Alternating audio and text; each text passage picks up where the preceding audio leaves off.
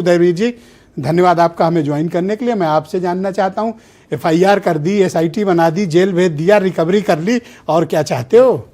देखिए, मैं इस बात से सहमत हूँ कि ये कोई बड़ा मुद्दा न होता। इस मुद्दे को ट्रस्ट के लोगों ने और सरकार के लोगों ने बनाया है, इसलिए बनाया है। और जो प्रवक्ता महोदय कह रहे थे कि सब लोग ज्ञानी समझते हैं, मूल सिद्धांत तो लोग जानते हैं ना।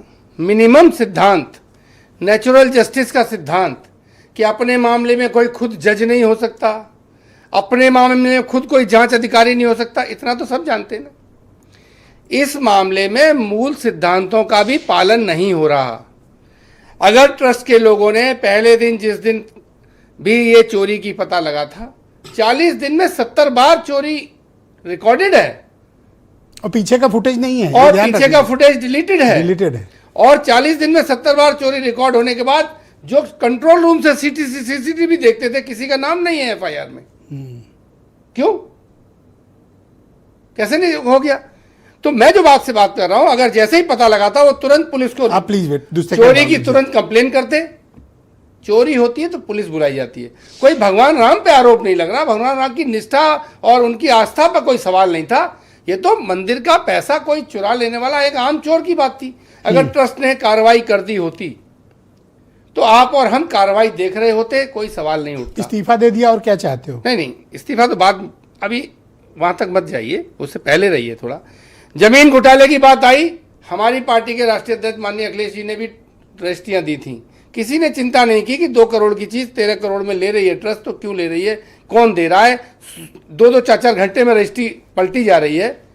लेकिन क्योंकि ट्रस्ट आस्था का मामला था, इसलिए लोगों ने एक सीमा से ज्यादा बात नहीं की। रामपथ टूटा बनने के तुरंत बाद, आपके यहां भी फैजाबाद के वीरेंद्र भाई बताएंगे, तो लोगों ने सवाल किया कि किस गुणवत्ता तक किसी ठेकेदार ने बेईमानी कर ली होगी।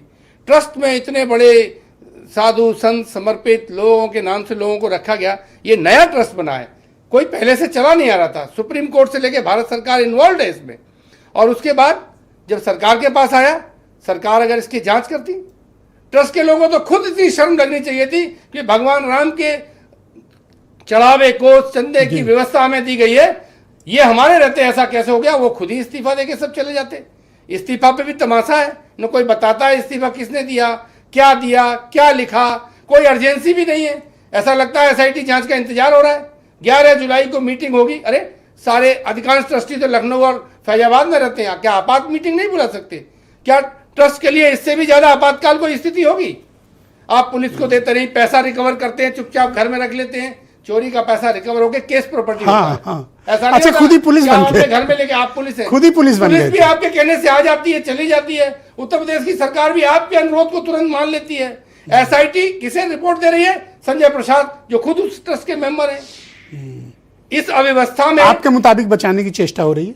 नहीं, मुझे ऐसा लगता है कि सरकार और इस अपराध और पाप को अपने सर नहीं लेना चाहती, लेकिन कोई न कोई सरकार से भी बड़ा कौन इसका संरक्षक है, जैसे जिसके सामने योगी जी की भी हैसियत जीरो है और दिल्ली वाले भी नहीं बोल रहे हैं। पर चंपत ने तो मना कर दिया। और ट्रेन तो यहाँ से कर्नाटक जाती थी तो नागपुर भी जा सकती है। बहुत शुक्रिया, इसलिए धन्यवाद सर। इनको बचाने का भरपूर प्रयास हो रहा है। धन्यवाद। वरना इतनी खुली लूट और इतनी लापरवाही और लीपापोती। और एक लाइन, गहनता से पूछताछ का भाई साहब ने, गहनता में वो जेल में आराम से सोए, पुलिस थाने में सोई है और गहनता से पूछताछ हो रही है। गहनता से पूछताछ में पुलिस रिमांड लेती है।